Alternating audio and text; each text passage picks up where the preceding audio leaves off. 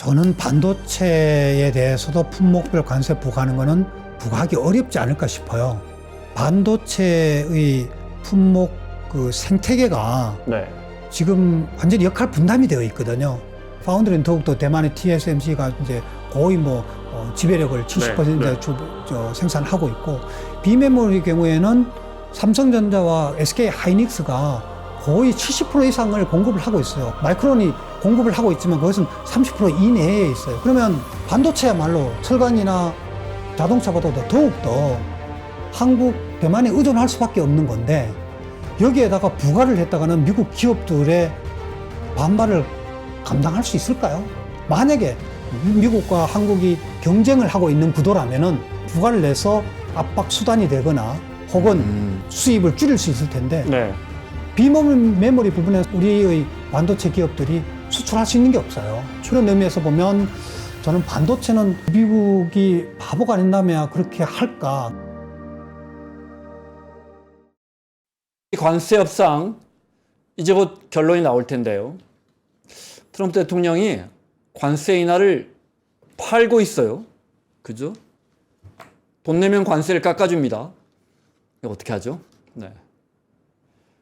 참, 명지대 국제통상학과의 김태양 교수님 모셨습니다. 어서 오십시오. 네, 반갑습니다. 일본은 안녕하세요. 그래서 5,500억 달러 내기로 했다면서요? 글쎄요. 자, 그 낸다는 것, 투자한다는 게 어떻게 하겠다는 건지 아직 구체적으로 나온 게 없는 거죠. 5,500억 달러면 일본 GDP의 13.7%, 거의 14% 수준인데요. 네. 물론 이제 5,500억 달러가 한 해에 이례적이 아니라 네. 몇 년에 걸쳐서 어떤 방식으로 할지는 우리가 지금 아직은 알 수 없지만, 금액 자체로 보면 매우 큰 금액이고, 트럼프 대통령으로서는 국민들에게 생색 내기에 아주 좋은 네. 그런 규모이죠. 700한 4, 50조 되나요? 그렇죠. 한 얼추 700, 계산하면? 5, 60조. 우리 재정보다 많네요. 우리 한해 재정보다 많아요? 많습니다. 네. 우리 2차 추경 예산이 701조인가 703조 정도 되는 것보다 더 많은 네. 금액입니다. 그전에도 이런 이야기가 테이블에 올라와 있었습니까? 얼마를 투자하면 관세를 깎아준다 이야기가 갑자기 불거진 거 아니에요? 우리가 몰랐던 겁니까? 사실은 1월 20일에 트럼프 대통령이 취임하고 나서 알래스카 LNG 개발 프로젝트를 얘기를 하면서 네. 한국과 일본가 1조 달러 할 거다, 이렇게 얘기를 꺼냈어요. 그래서 1조 달러요? 무슨 얘기냐? 1,400조입니다. 네, 웃었었는데, 그 이후에 일본과 한국에 대해서 그런 LNG 투자 개발 재원에 대한 압박은 있었습니다. 한국이 협상하는 과정에서 제조업 르네상스, 미국의 일자리 창출과 미국의 제조업 부흥에 우리가 협력을 하자라고 하니까, 러티닉 재무부 장관을 통해서 미국의 반응이 뭐냐면 한 4천억 달러 투자해라 라는 얘기가 나오긴 했어요. 그런데 요번에 언론에 나온 걸 보면 일본에서 트럼프 행정부에 대해서 한 4천억 달러 얘기 나왔다가 트럼프 대통령이 긋고서 더 올렸다는 얘기도 하고, 볼펜으로 지웠다면서요. 그래서 5,500억 달러가 됐다면서요. 그 정확한 건 네. 내막은 알 수 없지만 네. 맥시멈으로 올린 게 아닌가 싶기는 합니다. 5,500억 달러라는 게 이게 아무리 일본 경제가 세계 4위 경제 규모라 하더라도 그거는 매우 높은 금액이고요.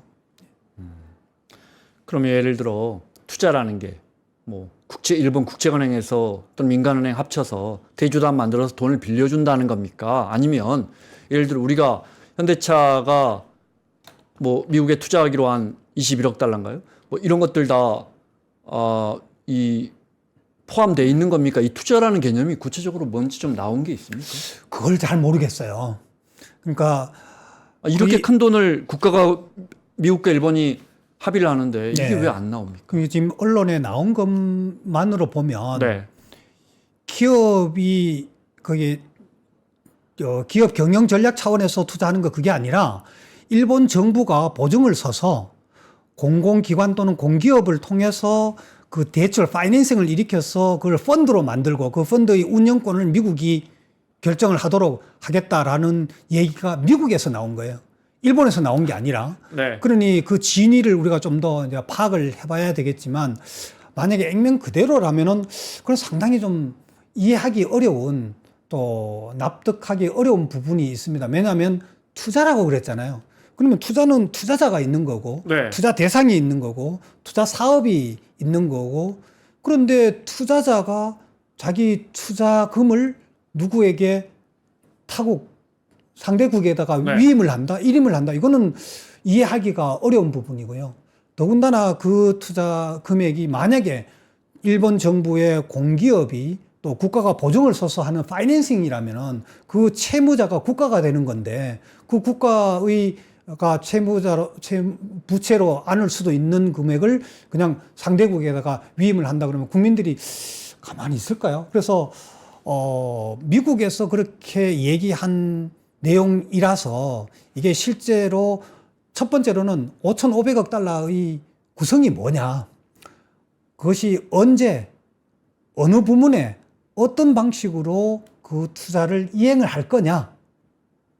일본에서는 그 투자 금액을 어떻게 조달할 거냐. 이런 것들에 대해서 아직까지 알려지지 않아서 네. 밝혀지지가 않았기 때문에 일본 언론도 이게 뭐냐 이러고 있다면서요? 그럼 미국에서는 트럼프 대통령만이 신이 나서 5,500억 달러 했다. 야, 한국 너네도 5,500억 달러 만들어 봐. 라는 것을 활용하는 것 같은데 우리가 그 말에 그 금액에 거의 현혹되어서는 안 된다. 그 페이스에 말려들어서는 안 된다라는 생각이 드는 거죠. 그러면 GDP로 일본이 우리 한 2.5배 된다. 얼추 2.5배 된다고 2.3배, 치면요. 예. 네, 2.3배. 네. 그러면 5,500억 달러를 우리가 그 정도로 비례하면 얼추 한 2천억 달러 2천억 정도, 달러, 그렇죠. 2천억 달러라고 하죠. 예. 어휴, 그래도 300조 가까이 됩니다. 그죠? 네. 근데 이렇게 하면 예를 들어 아까 말씀드린 것처럼 우리는 2022년 기준으로 미국에 가장 많이 투자를 한 나라란 말이죠. 우리 입장에서는 또 투자하면 관세를 깎아준 다음에 일본하고 똑같이 15%가 나온다고 해도 참 이게 잘한 협정인지 모르겠습니다. 일단 우리는 더 많이 투자해놨고 예, 일본처럼 경제 대국인 나라보다 더 해놓고 또 최근에도 또 현대차도 있고 하이닉스도 있고 현대제철도 있고 네. 그죠? 네. 일본과의 협상을 타결하고 나서 네. 트럼프 대통령은 이걸 세일즈 포인트로 삼았어요.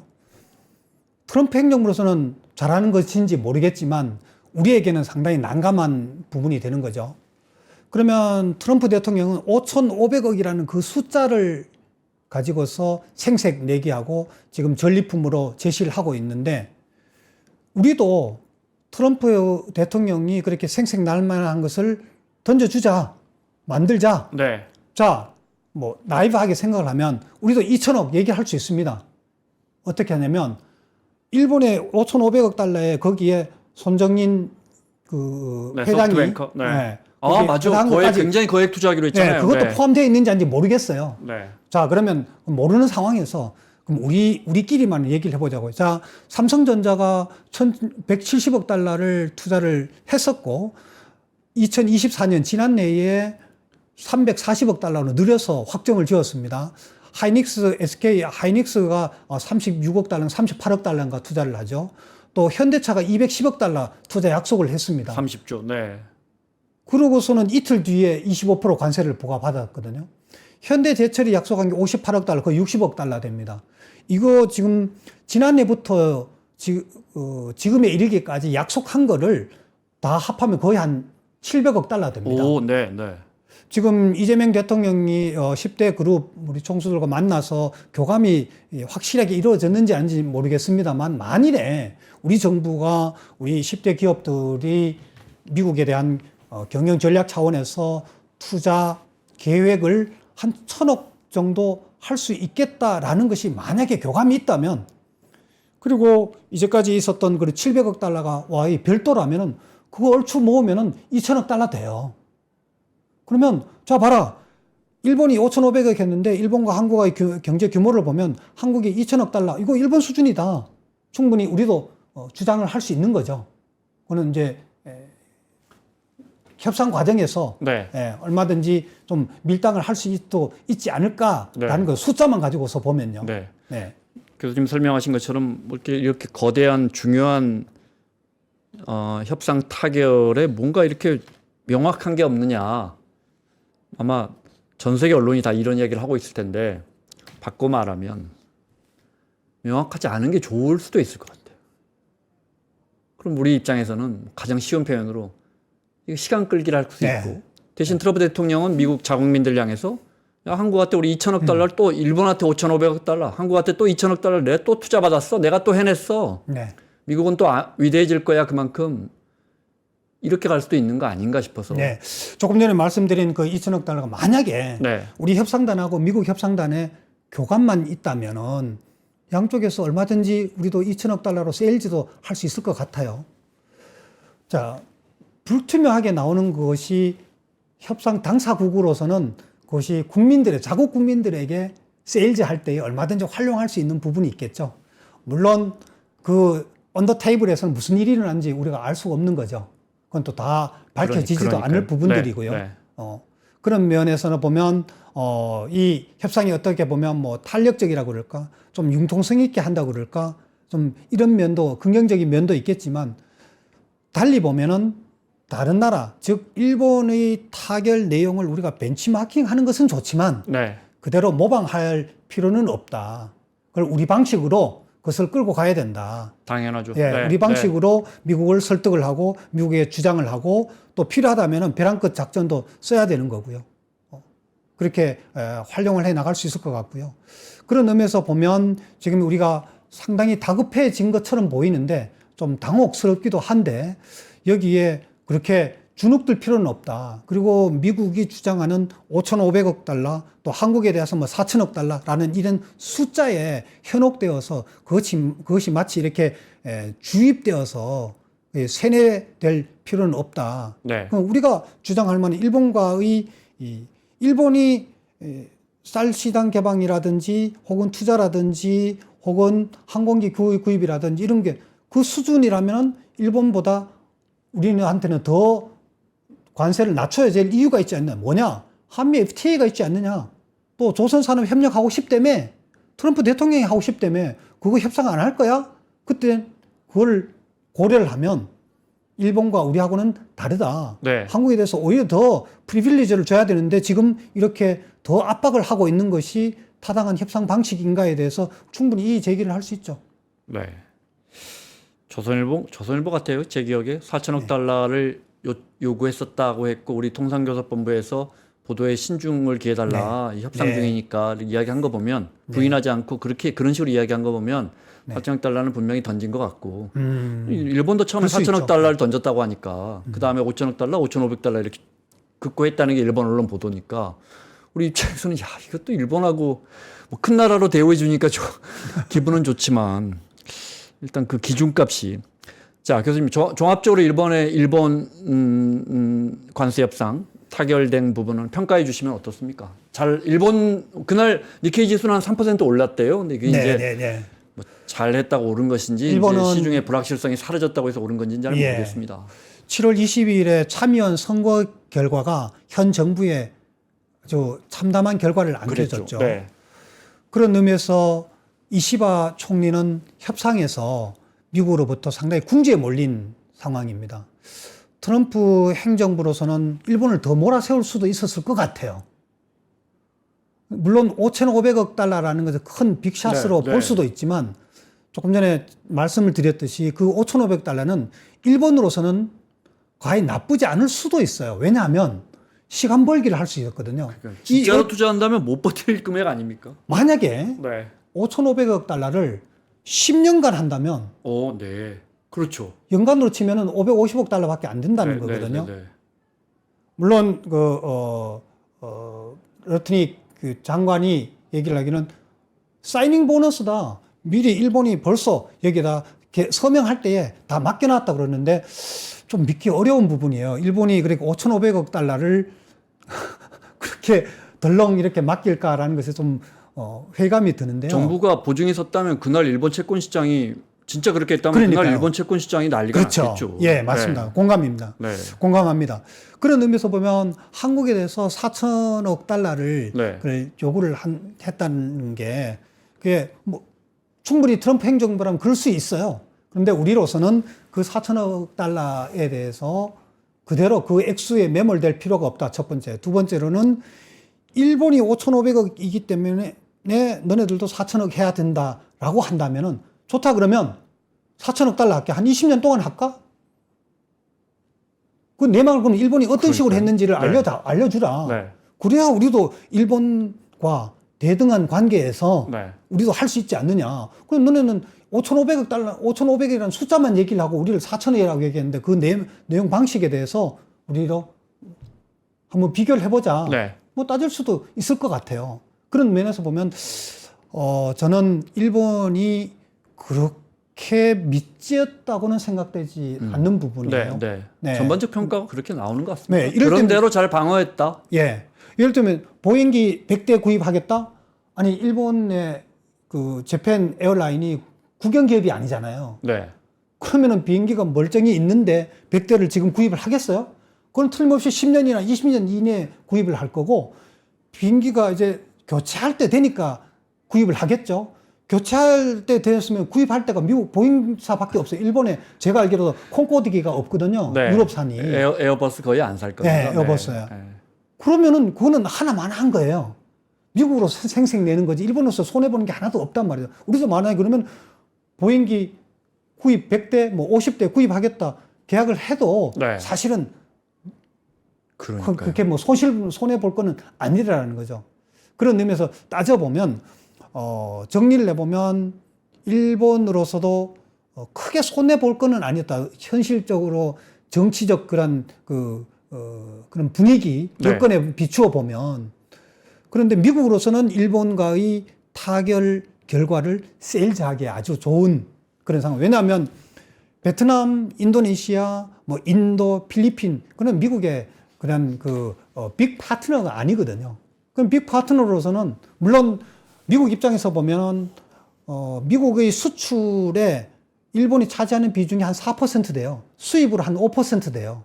한국이 미국에게 수출 내상국으로서 한 시장이 한 3% 되고 미국이 한국으로부터 수입하는 게 한 4% 되는 거예요. 일본이나 한국에서 사실 1%포인트 정도 차이 나니까 비슷합니다. 그걸로 치면은 낮지만 멕시코가 차지하는 비중이 15%가 돼요. 그걸로 치면은 바로 인접한 멕시코는 더욱이나 미국 기업들이 생산 기지로서 멕시코를 활용하기 때문에 한국과 일본이 작은 시장이 아니거든요.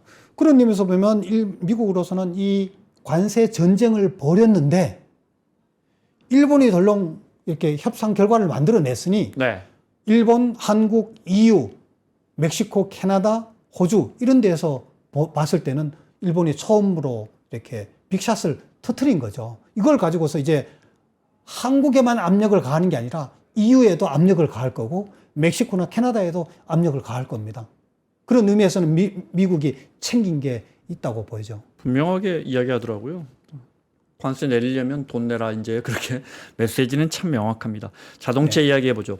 일본이 12.5%로 깎고 네. 일본 자동차 시장은 물론이고 일본이 품목별 관세를 절반을 깎았네 하면서 우리 자동차 기업들 주가까지도 뭐 7, 8%씩 올랐습니다. 우리도 아마 저 정도는 깎겠지라는 기대감에 그러다 보니까 이제 우리도 이 정도는 깎아야 되고 일본은 우리야 뭐 그동안에 무관세였으니까 FTA였으니까 일본은 네네. 2, 3%인가 내고 있었다면서요. 예, 2.5%, 예. 네. 그럼 우리도 12.5로 깎으면 우리 손해보는 거 아닙니까? 상대적으로. 그렇죠. 덜 깎이는 거 아닙니까? 예. 우리가 25% 유지하면은 일본과의 경쟁력이 떨어지는 거죠. 미국이 일본에 대해서 관세율을 일본만이 아니라 미국이 WTO 최혜국 대우로서 자동차 수입에 대해 2.5%를 부과를 하고 있거든요. 네. 우리는 한미 FTA에 의해 가지고 이제 2.5%가 없어서 무관세가 된 상황이고요. 그럼 일본에 대해서 12.5%로 절반이 깎여졌으니까 이제는 15%가 되는 거죠. 기존에 있는 2.5%를 더해서. 네, 예, 예. 네. 그에 비해서 만약에 우리와의 협상에서 우리가 25%를 품목별 관세 25%를 깎지 못한다면 네. 우리는 25%가 되고 일본에 대해서는 15%가 되니까 10% 포인트만큼 우리가 가격 경쟁력의 불리함을 안고 가는 거죠. 그러면 그 비례하게 깎아진다면 우리는 얼마까지 돼야 합니까? 일본 일본이 15가 됐다면 우리는 지금 무관세란 말이에요. 네. 네. 근데 그 비율대로 하면 우리는 그냥 10이 돼야 되는 거 아니에요? 12.5가 되는 게 아니고? 지금 비례해서 깎은 게 아니라 네. 품목별 관세는 일본 깎아준 것만큼 우리도 깎아주면. 네.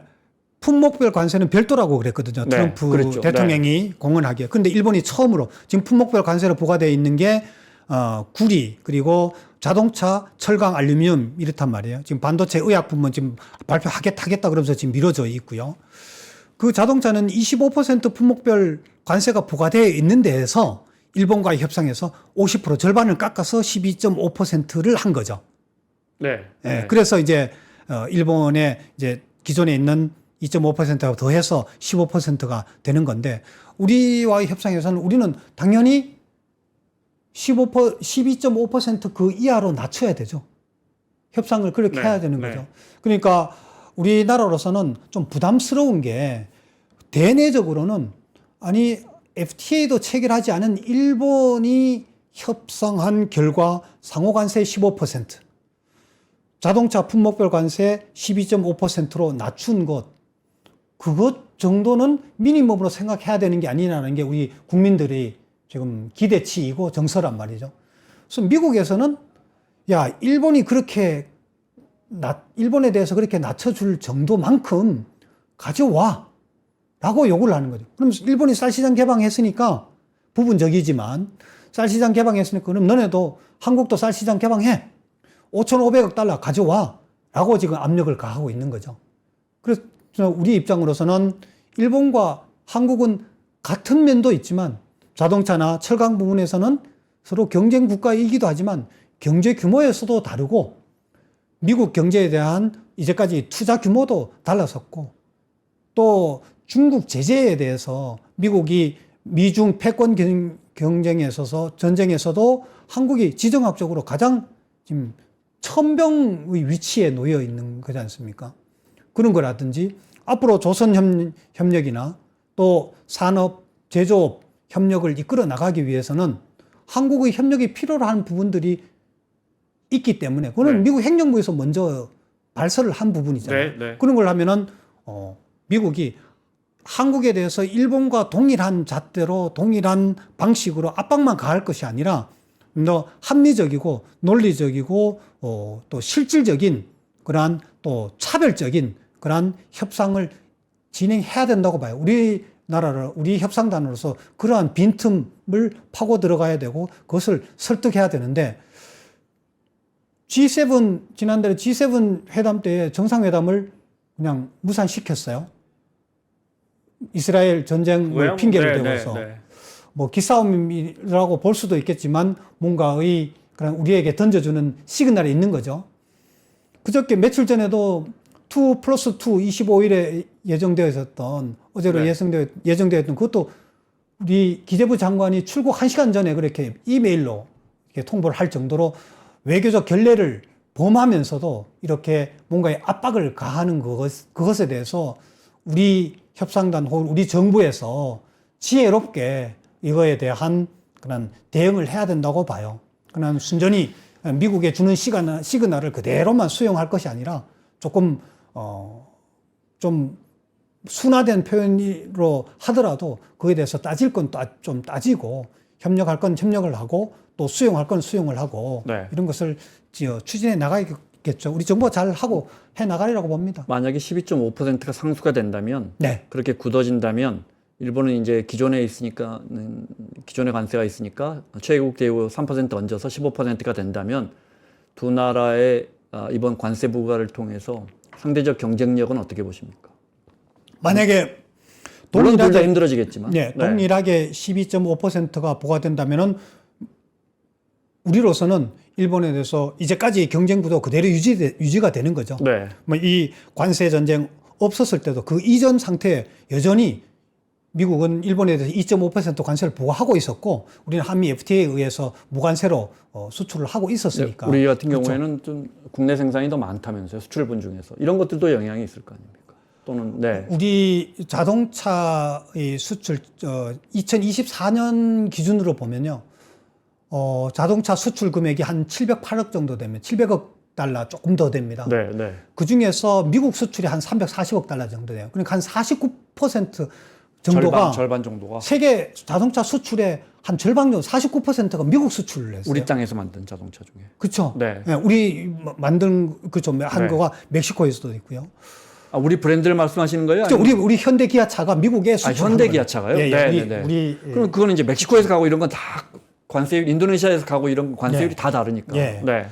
그런데 자동차가 우리가 미국 시장에 수출하는 전체 산업 상품 가운데에 자동차가 차지하는 게 한 27% 돼요. 26.8%, 27% 네, 되거든요. 네. 그럼 자동차 산업이 왜 중요하냐면 특히 미국 시장에 대해서는 이만큼 비중이 크다라는 거예요. 그러네요. 네. 네. 반도체 굉장히 중요해요. 우리 전체 수출에 2024년에 반도체 수출이 20.8%, 21%예요. 그렇지만 미국 시장에서 보면은 8% 정도밖에 안 됩니다. 그러니까 네. 비중이 낮은 거죠. 그래서 자동차 시장은 자동차 수출은 미국 시장에서 치열한 경쟁 구도를 가지고 있고, 그래서 특히 일본, EU 기업들과의 경쟁 구도가 있는 데에서 만약에 요번에 협상에서 일본만큼 그러니까 25%에서 절반 12.5% 수준으로 더 낮추지 못한다면 그것이 그 기간이 유지되는 데까지는 상당히 어려워진다고 봐야죠. 왜냐하면 현대차가 지금 2분기에 영업이익률이 나왔는데 아마 한 7.8% 상당히 좀 낮아졌어요. 한 2.5%포인트 정도 낮아졌다고 그러는데 현대차의 영업이익률이 그 이전이라도 한 10%가 안 된단 말이에요. 9%, 10%는 지금 더 낮아서 7% 수준이라면 네. 관세율이 0%에서 12.5%, 25% 부과된다면 경쟁이 될 수가 없는 거죠. 자동차 부품은 어떻습니까? 자동차 부품도 마찬가지고요. 거의 똑같이 적용받는다고 봐야 됩니까? 그렇죠. 네. 자동차 부품도 마찬가지고요. 자동차 부품은 미국 내에서 완성차로 조립되는 데에 활용이 된다면 보관세를 하겠다. 그게 아니면 너는 이를테면 한국 자동차 부품업체가 미국 GM에다가 납품을 한다. 이러면은 설령 만약에 GM이 미국 내에서 생산되는 거라면 네. 그거는 무관세로 되겠지만 여기 한국 GM에서 납품이 되어서 미국으로 간다면 그거는 마찬가지로 25% 그 부과를 받게 되는 거죠. 네. 말이 나왔으니까요. 부평이나 창원 주민들은 최고 관심사니까 한국 GM은 12.5 정도로 낮춰진다면, 절반으로 낮춰진다면 한국 GM은 남아서 버틸 수 있겠습니까? 지금 사실은 GM이 국내에서 생산되는 한 35만 대에서 한 40만 대의 자동차의 거의 대부분이 90%, 자, 정확하지는 않습니다. 거의 90% 정도 전 미국으로 가고 그렇죠. 있습니다. 네. 그런데 이거는 사실은 미국이 자국 기업을, 물론 한국에서 생산되는 거지만 자국 기업의 옥죄는 격이 되는 거죠. 그래서 GM의 경우에 만약에 이게 지금 25%가 유지가 된다면 아마 여기서 생산이 중단될 겁니다. 아, 그 전망은 많았고. 네. 절반으로 깎인다면 좀 버틸만 하다고 보십니까? 12.5%만 하더라도 네. 쉽지 않겠죠. 미국 국내의 기업과 경쟁이. 그런데 상식적으로 생각해도 참 10% 정도 마진을 남긴다고 네, 치면. 그런데 그 12.5%라는 것이 일본도 12.5%, 그러니까 합해서 15%, EU도 협상을 해서 12.5%로 낮춘다. 그 가정을 한다면 사실은 한국, 일본, 미국, EU 이 세 개 국가는 같아지는 거죠. 미국 소비자들이 부담을 하게 되는 네, 거죠. 네, 네. 그렇다면 GM이 버틸만 하죠. 네. 그렇겠군요. 왜냐하면 네. 미국 내에서의 자동차는 미국 소비자들이 수요의 50% 전후로 지금 공급이 생산이 되고 있어요. 국내의 인건비라든지 네. 이유로 인해서. 따라서 국내에서 다 조달이 안 된단 말이에요. 그러면 나머지 50% 전후는 미국 외에서 수입을 해야 된단 말이에요. 네. 그럼 수입을 해야 되는데 그 당장 수출하는 지금 국가들이 앞으로는 계속해서 미국으로 그렇죠. 들어오겠지만. 예, 예. 네. 앞으로는 달라지겠지만 네. 지금 현재로서는 그러면 수출하는 국가들이 경쟁끼리 한국, 일본, EU가 동일한 조건이라면은 12.5%가 아니라 뭐 20%, 50%라도 동일한 조건이라면은 사실은 경쟁 국가들끼리는 별 차이가 없는 거죠. 네. 미국 국내에 생산하는 것과 이제 경쟁을 해야 되는데 미국 내 국내가 지금 단기적으로 그렇게 생산 규모를 당장 늘릴 수도 없는 거지 않습니까? 그 말씀대로 뭐 이유도 곧 결정이 나겠지만 뭐 여러 또 전기차 다르고 또 가솔린차 뭡니까 석유연료차 다르니까. 수소, 예. 네. 그런데 말씀하신 것처럼 일본 뭐 거대한 자동차 수출국이 일본, 한국 EU 독일, 정도니까요. 예, 독일, 네. 프랑스, 네. 예. 이렇게 들어간다고 쳐도 지금처럼 12.5% 정도로 굳어진다고 치면 네. 어휴. 그럼 결국은 미국 소비자들은 미국 안에서 만드는 차에 대해서 아무래도 소비를 더 할 거 아닙니까? 예, 소비를 더 하고 네. 소비 가격이 올라가니까 인상할 수밖에 없는 거죠. 아까 말씀드렸듯이 생산자, 공급자의 기업이 아니 12.5%의 가격을 낮출 수가 없어요. 손해보면서 판매할 수는 없잖아요. 그러면 결국 소비자에게 가격 인상 요인이 발생할 수밖에 없는데 소비자들은 두 가지 중에 하나겠죠. 하나는 소비를 늦추거나 소비를 안 하거나 소비를 늦추거나 소비를 안 하거나 아니면 국내산을 소비를 할 텐데 네. 국내산의 소비는 단기적으로도 포화 상태에 이르다. 아까 말씀하신 것처럼 네. 공급이 더 안 10대 중에 된다면 5대는 밖에서 사야 하는 네, 상황이다 네. 이 말씀이시죠. 네. 그러면 말씀하신 것처럼 미루거나 네. 사러 갔더니 뭐 BMW 사러 가 유럽에서 오는 BMW 뭐 체코 공장이나 이런 데서 오는 BMW 사러 가거나 한국에서 우리 인도네시아에서도 미국 가는 게 조금 있더라고요. 네, 현대차가. 예, 네, 예. 뭐 또는 한국에서 바로 오는 사러 갔더니 이게 너무 비싼데 하고 그쵸. 미국 안에서 만든 브랜드들 봤더니 이건 또 좀 마음에 나 이렇게 된다면 미루거나 예.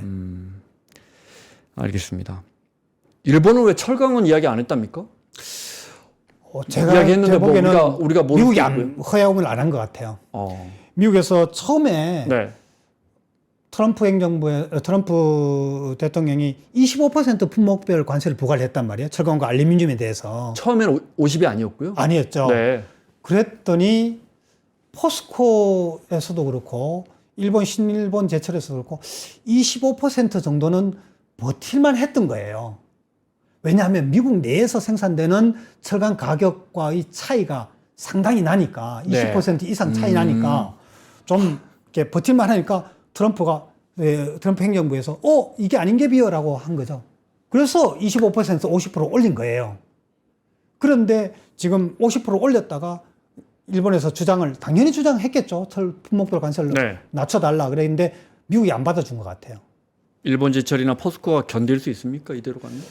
제가 듣기로는 현업에 있는 분들의 말씀을 들어보니까 50%는 안 된대요. 상식적으로 봐도 네. 50% 관세가 그거는 가격으로는 50%의 인상 가격으로는 도저히 협력업체를 해서 원가를 절감을 하더라도 네. 수익을 낮추더라도 도저히 감당이 50%까지는 안 된다 그러더라고요.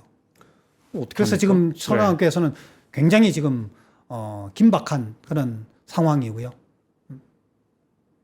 일본이나 뭐 전일본 제철이나 포스코나 네. 50%로 가면 누가 봐도 답이 안 나온다면 네, 답이 안 나와서 그래서 저는 우리가 미국의 4번째인가 철강 수출국이더라고요. 예, 그죠, 예. 일본은 훨씬 더 할 거고요. 그죠? 예. 네.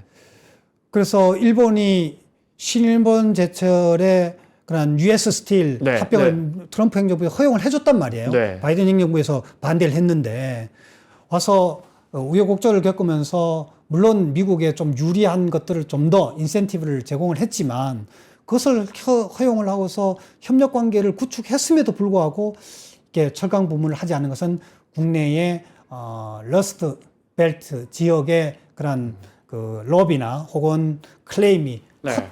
컸던 게 아닌가 싶고요. 공화당 정부가 탄생하는 데에 기여했었던 미국 백인 근로자들의 네. 일자리 문제라든지 이런 게 크게 작용하지 않았을까. 그것까지는 못 열겠다라고 한 것 같아요. 그럼 앞서 교수님이 자동차의 미국 내 수요 절반은 어쨌든 해외에서 나오는 걸 당장은 살 수밖에 네. 없다. 그동안 그렇게 샀으니까 네. 예. 가격이 확 오르면 또 조금 차이가 나겠죠. 네. 예.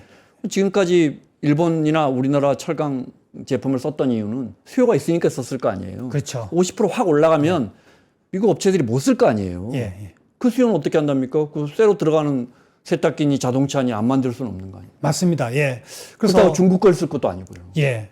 그래서 지금 자동차와 마찬가지로 철강 부문도 미국 내에서 현재 뭐 USD나 몇 개의 그 철강 제철업에서 공급할 수 있는 공급량이 미국의 수요를 충당시키지 못하고 있습니다.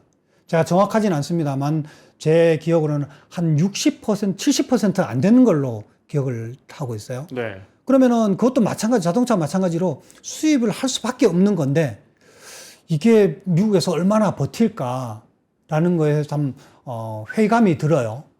근데 그걸 어떤 식으로 풀려고 하는지. 그래서 제 개인 소견으로는 이 철강 부문의 품목별 관세도 협상이 마무리가 되면 오히려 다른 방식으로 이거를 낮추지 않을까. 협상을 위해서는 끝까지 고수하는 것으로 나오는 그런 부분이 아닐까 싶고요. 사실은 중국산 저가 철강에 대해서는 이미 중국에서 별도로 지금 고의로 관세를 부과를 하고 있고, 또 중국산을 한국의 경우에 중국산의 우회 수출에 대해서 미국에 아주 그런 경계심이 커졌고, 또 거기에 클레임이 있었기 때문에 한국으로서도 중국산의 철강에 대한 우회 수출을 엄격하게 차단을 하겠다라는 약속을 할 수 있죠. 또 해야 되고요. 그것이 아니면은 자칫하면 보복 관세로 오히려 더 그렇죠. 크게 네, 부과받을 수 있기 때문에, 그래서 이런 협상 과정이 마무리가 된다면, 1단계가 마무리된다면은 아마도 저는 철강에 대해서도 관세를 조정할 수밖에 없지 않을까 싶어요. 왜냐하면 미국 내에서 그 공급이 단기적으로 그만큼 공급량을 확 늘리기가 어렵거든요. 구조적으로. 일본이 15%로 결정이 나면서 이것저것 일본과 비교해서 특히 일본과 경쟁하고 있는 자동차와 철강을 여쭤봤고, 예, 그다음에 예. 트럼프 대통령이 또 이제 우리가 혹시나 비껴가나 했더니 반도체 이야기했어요. 예, 예. 이거는 이제 일본하고 상관없이 이제 진짜 우리 이야기입니다. 근데 반도체라는 게 이게 우리가 아까 말씀하신 것처럼 반도체만 이렇게 수출하는 것보다는 제품에 들어가서 이렇게 반제품이나 완제품으로 가는 경우가 훨씬 많잖아요. 예, 결론적으로 반도체는 지금 어떤 우려가 있고 어느 정도나 부과를 할지, 그 정도 부과가 되면 우리 반도체 업계는 어떻게 됩니까? 저는 반도체에 대해서도 품목별 관세 부과하는 거는 부과하기 어렵지 않을까 싶어요. 미국 내 산업이 영향을 받아요. 왜냐하면 반도체의 품목 그 생태계가 네. 지금 완전히 역할 분담이 되어 있거든요. 비메모리 반도체의 경우에는 한국과 대만이 거의, 파운드리도 그렇고요. 파운드리는 더욱더 대만의 TSMC가 이제 거의 지배력을 70% 생산하고 있고, 비메모리 경우에는 D램, 비메모리 경우에는 삼성전자와 우리 그 SK 하이닉스가 거의 70% 이상을 공급을 하고 있어요. 마이크론이 공급을 하고 있지만 그것은 30% 이내에 있어요. 그러면 반도체야말로 철강이나 자동차보다도 더욱더 한국, 대만에 의존할 수밖에 없는 건데, 여기에다가 부과를 했다가는 미국 기업들의 반발을 감당할 수 있을까요? 쉽게 말해서 미국에서 우리 걸 안 사가고 예. 우리 게 가격이 올라가면 네.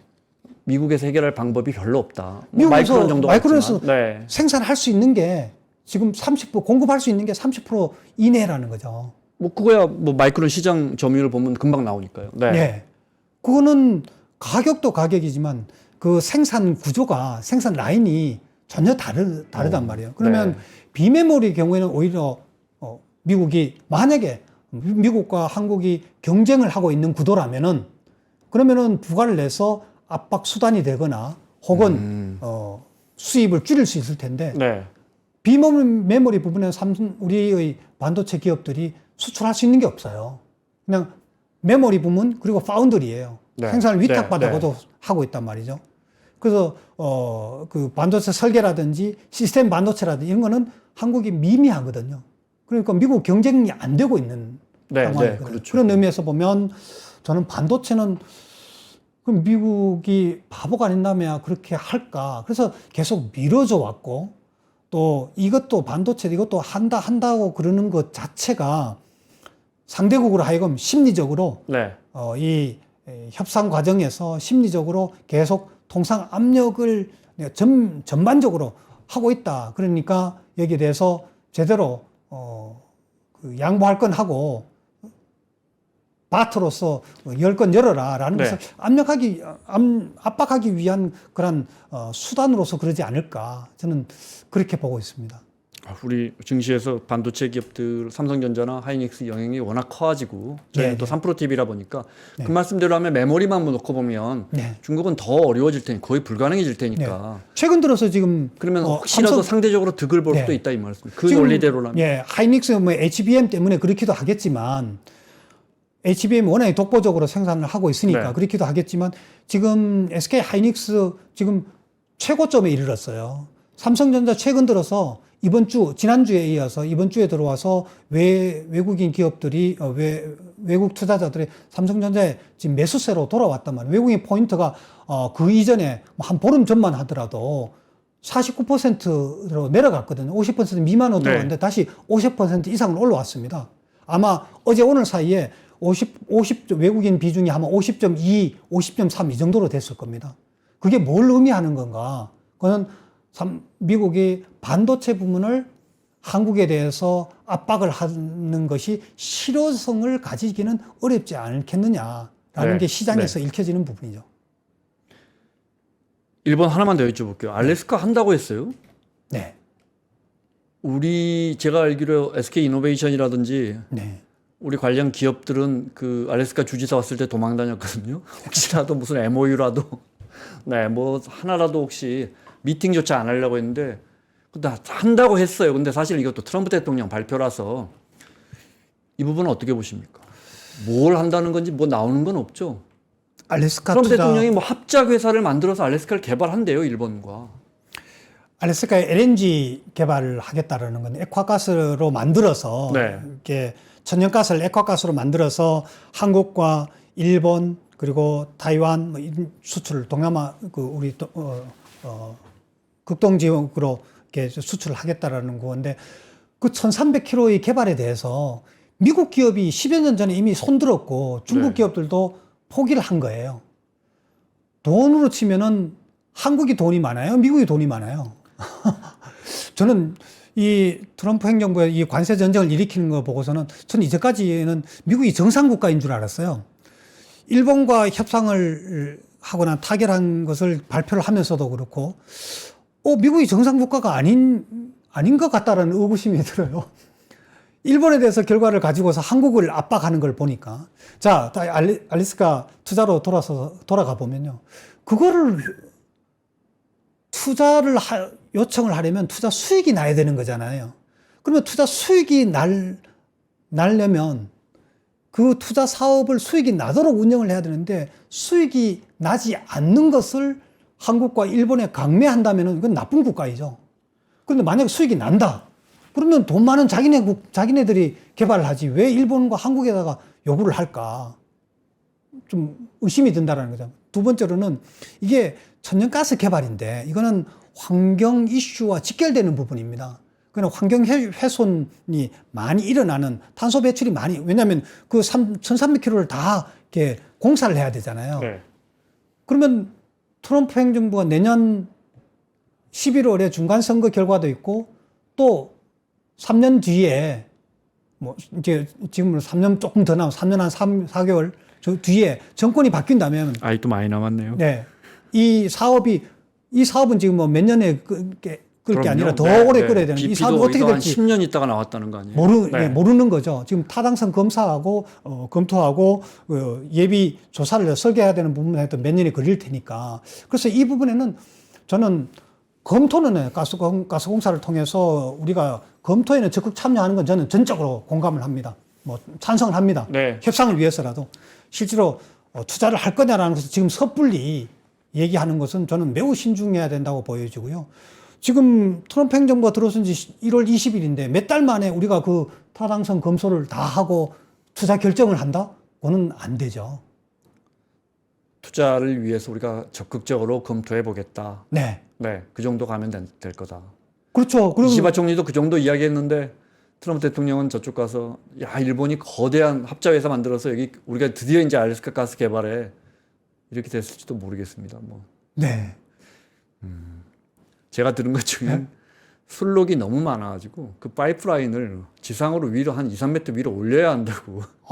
그리고 이제 앵커리지까지 1,300km라고 하셨잖아요. 예, 1,300km. 근데 북쪽 거기는 1년에 한 동토죠. 예. 한 달인가가 얼음이 녹는다면서요. 예, 그 개발을 할 수나 있는지 모르겠습니다. 네. 우리는 뭘 받을까 이야기를 좀 해볼까요? 교수님 한 10분밖에 남지 않았는데, 네, 뭘 좀 던져볼 수 있겠습니까? 예. 일본과의 타결 결과가 우리에게는 큰 전환점이기도 하고 큰 충격을 준 것이기도 합니다. 특히 미국의 발표 내용을 그대로 액면 그대로 받아들이면 한국이 큰 압박을 받겠구나. 네. 또 미국이 한국을 이렇게 대우하고 있구나라는 점에서 당혹스러움도 있습니다. 일본과의 가장 큰 차이점은 일본은 미국과 FTA를 체결한 국가가 아닙니다. 한국은 미국과 FTA를 체결한 네. 국가입니다. 조선산업협력은 한국이 먼저 제의를 게 아니라 트럼프 대통령이 2번이나 얘기를 먼저 꺼낸 부문입니다. 그래서 우리가 먼저 미국에서부터 우리가 얻어내야 될 부분은 저는 일본이 얻어낸 혹은 미국이 일본에 대해서 관세를 낮춘 것, 그거는 미니멈, 마지노선이라고 생각을 하고요. 그러면 우리가 미국에 대해서 제시할 것들을 뭘까라는 것을 본다면 저는 비관세 조치, 관세는 지금 건드릴 게 없고요. 그럼 비관세 조치에서 농축산물 시장 개방에 대해서 미국이 이거는 뭐 어제 오늘 얘기가 아니라 네. 해마다 3월에 발표하는 무역장벽 보고서 NTE라고 하는 무역장벽 보고서에 늘 오래전부터 계속 요구를 해왔었던 부분입니다. 쌀 시장 개방이나 뭐 30개월 소고기, 원령 30개월 이상 소고기 수입이라든지 이 부분을 우리가 방어를 하면 최선이겠습니다. 근데 차선이라면은 그 둘 중에 하나는 방어를 할 수 있다면 저는 오히려 쌀 시장보다는 국민 정서상 소고기 30개월 이상을 여는 것이 차선책이라고 보여집니다. 최악의 경우에는 쌀 시장과 소고기 시장 개방을 하고 또 투자도 일본에 견주어서 뭐 1,000억이 됐든 2,000억 투자를 약속을 하면서도 이 두 개 시장을 다 개방하는 경우에는 우리로서는 최악이라고 그럴까요? 가장 worst choice라고 보여집니다. 그러면은 우리가 양보를 해야 될 부분들은 국익을 전체를 보게 된다면은 가만히 따져 한번 보십시다. 소고기 30개월 이상의 살코기는 미국에서도 사실 소비를 하지 않는 거. 제가 알기로는 미국에서 일반 소비자들 소비하는 살코기는 스테이크용이라든지 이런 거는 18개월에서 24개월에 소를 주로 한다고 그래요. 그럼 미국에서도 소비하지 않는 것을 한국에서 한국을 팔아먹겠다는 거지 않느냐. 그러면은 살코기로서는 우리가 수입하기가 아마 어려울 겁니다. 그러면은 뭐 육포라든지 소시지라든지 이런 가공품에다 들어갈 건데 그랬을 경우에는 우리 소비자들이 알 수 있도록 30개월 이상 소고기에 대해서 수입 금지는 풀되 네. 소비 의무를 지는 건 아니거든요. 그렇죠. 그러면 네. 그 브랜드에다가 네. 라벨링에다가 표기를 표기를 부여하면, 하자. 네. 소비자들이 알 수 있도록 하자. 이렇게 해서 소고기는 풀 수도 있지 않을까 협상해서. 그다음에 쌀 시장 개방인데 쌀은 보십시다. 그는 일본도 70만 톤 규모의 의무 MMA라고 해서 최소 시장 물량 범위 내에서 미국 포션을 미국 쿼터를 늘리겠다는 게 있거든. 그럼 일본은 뭐에 부딪히냐면 다른 나라와 협상을 해야 되는 거죠. 다른 나라의 쿼터를 뺏어서 미국으로 돌린 거니까. 네.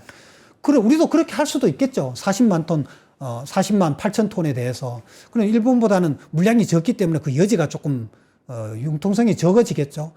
그 방식을 할 수도 있겠지만, 그렇지 않다면 우리는 한미 FTA가 있기 때문에 의무 물량인 40만 8천 톤은 그대로 유지를 하고, 미국에 대해서 현재 한 13만 3천 톤에 대해서 쿼터를 줬는데 그 쿼터는 그대로 별도로 하고 한미 FTA 틀 내에서 추가로 수입을 하자. 그 추가는 지금 의무 물량 13만 3천 톤에 대해서는 5%의 관세를 부과하고 있는데 더 이상 물량에 대해서 매도 5만 톤이 됐든 뭐 8만 톤이 됐든 여기에 대해서는 관세율 10%를 하자.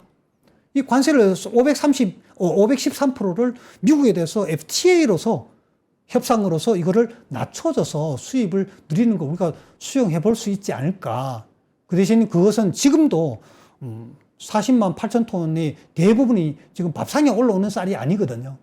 지금 다 가공용으로 네. 과자 만든 데는 네. 가공용으로 쓰여지는 거니까 그거를 좀 가공용으로 단서를 달아서 우리가 협상이 가능하다면 그거 좀 열 수 있지 않을까.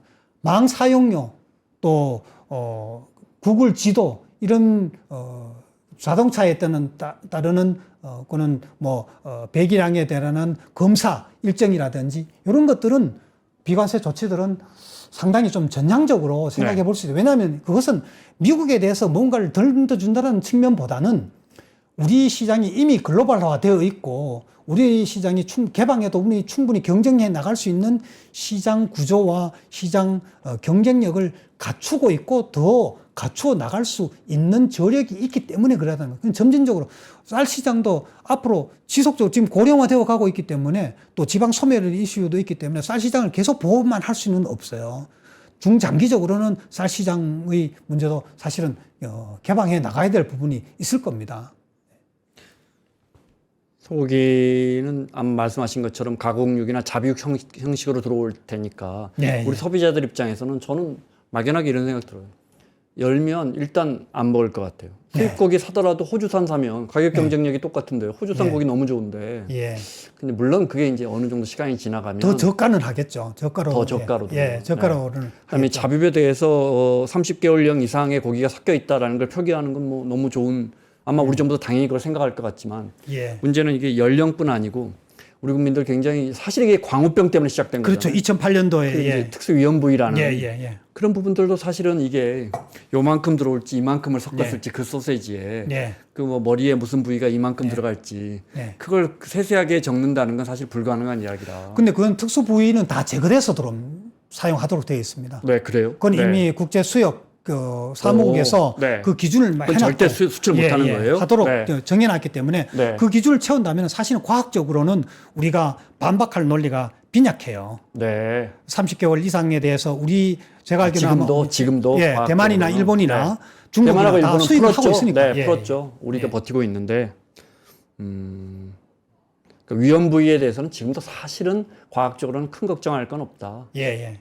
다만 미국 사람들도 스테이크용으로 안 먹는 30개월 고기가 와서 네. 우리한테 스테이크용으로 둔갑을 하거나 예. 그런데 표기만 된다면 우리 입장에서 굳이 그걸 그렇죠. 먹을 필요는 없다 이 예. 말씀이죠. 그래서 둔갑하는 이런 거 물론 뭐 철저히 가격 경쟁이 검토하고. 확 낮아서 오겠지만 예. 그러면 소비가 안 된다면 네. 소비가 증가하지 않는다면 수입도 자동적으로 줄 수밖에 없는 거죠. 왜냐하면 수입 금지를 푼 거기 때문에 그러니까요. 소비해야 될 저는 의무가 뭐 있는 건 아닙니다. 열어주면 아주 예민한 문제지만 열어준다 그렇습니다. 해도 당장 우리 국민들이 열어주면 이걸 먹을까 생각은 듭니다. 예. 뭐 당장 저는 안 먹을 것 같아요. 뭐 네. 한우 있고 호주산 있는데 네. 중국 좀 잠깐만 좀 여쭤볼게요. 네. 어떻게 돼간답니까? 곧 만나긴 한다는데 저는 언론에 나오기로는 다음 주에 뭐 중국이랑 협상을 한다고 그러는데 저는 이 협상 타결로 보기에는 어려울 거고요. 그래요? 이제 네. 시작을 하는 것 같아요. 지난번에 중국과 협상했다는 건 프레임워크를 확인했다는 거지 그 내용은 전혀 공개가 안 되었습니다. 그러면 사실은 미국이 이렇게 하는 것의 정점에는 중국과의 패권 경쟁에 있는 건데 한국과 일본, EU 이 나라들과의 협상에도 이렇게 우여곡절이 많이 발생하는데 중국과는 오죽하겠습니까? 네. 그래서 다음 주에 한다는 얘기는 이거는 이제 앞으로 몇 차례나 더 우여곡절을 겪는 과정을 진행을 할 거다 이렇게 보여지고요. 뭐 우리로서는 미국과 중국이 협상을 하는 게 우리는 절대적으로 바람직합니다. 예, 협상을 해가서 어느 쪽이든 우리가 관여할 바는 아니지만 네. 어느 쪽이든 이제 그런 불확실성을 해소해 나가는 것이 우리로서는 절대적으로 좋은 방향이라고 생각이 되고요. 뭐 부디 그렇게 서로가 그냥 합리적인 그런 타결을 해 나가고 뭐 일괄적으로는 안 되겠지만 단계적으로라도 그렇게 해 나갔으면 좋겠어요.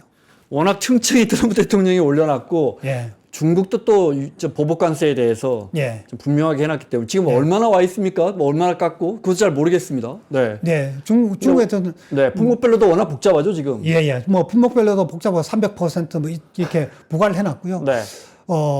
트럼프 행정부가 2020년에 중국과 타결을 하면서 2천억 달러를 중국이 미국으로부터 상품을 수입을 하겠다고 그랬어요. 농산물 사주기 위해서. 네. 예, 농산물 중심으로 해서. 그런데 그거를 안 지켰거든요. 그러니까 트럼프 행정으로서는 특히 트럼프 대통령으로서는 그때 한번 당했다라는 게 있기 때문에 이번에 호락호락하지 않겠다라는 아마 각오를 가지고 있을 겁니다. 알겠습니다. 자, 곧 결론이 나올 것 같은데, 네. 교수님 아까 잠깐 언급하셨지만 일본이 15%에 뭐 5,500억 달러 이렇게 도장을 찍었기 때문에 우리 정부도 마지노선은 15%또 우리 언론에서는 만약에 그것보다 높게 나오면 야 협상력이 떨어졌다 뭐 이런 지적이 나올 수 있는데 거기에 매달릴 필요는 없는 것 같아요. 정말 실속 있게 얻어내고 실속 있게 주고 이게 중요한 거죠. 예, 우리 협상단은 당연히 그렇게 하겠지만 트럼프 행정부가 필요로 하는 명분 생색내기는 뭔가를 만들어서 작품을 제시하는 게 좋겠고요. 우리는 실익을 챙겨야 되는 부분이고요. 네. 예, 그런 면에서 보면 우리 실익이라는 것은 가장 최선의 방법은 그런 최선이라고 여길 만한 부분은 상호관세 25%에서 15% 이하로 낮추자. 자동차 품목별 관세 일본 수준에서 12.5% 이하로 낮추자. 거기에 플러스해서 철강까지도 답은 얼마나도 좀 더 얻어낼 수 있었으면 좋겠다. 만약에 이번에 안 된다면 8월 1일 이후에 빠른 시일 내에 네. 8월 중에 철강에 대한 품목별 관세 인하를 위한 협상단을 운영하겠다라는 약속 정도로는 받아냈으면 좋겠다라는 부분입니다. 예. 알겠습니다. 명지대 국제통상학과의 김태환 교수의 설명 들었습니다. 오늘 설명 고맙습니다. 네, 감사합니다. 예, 무더위 잘 지내십시오. 네.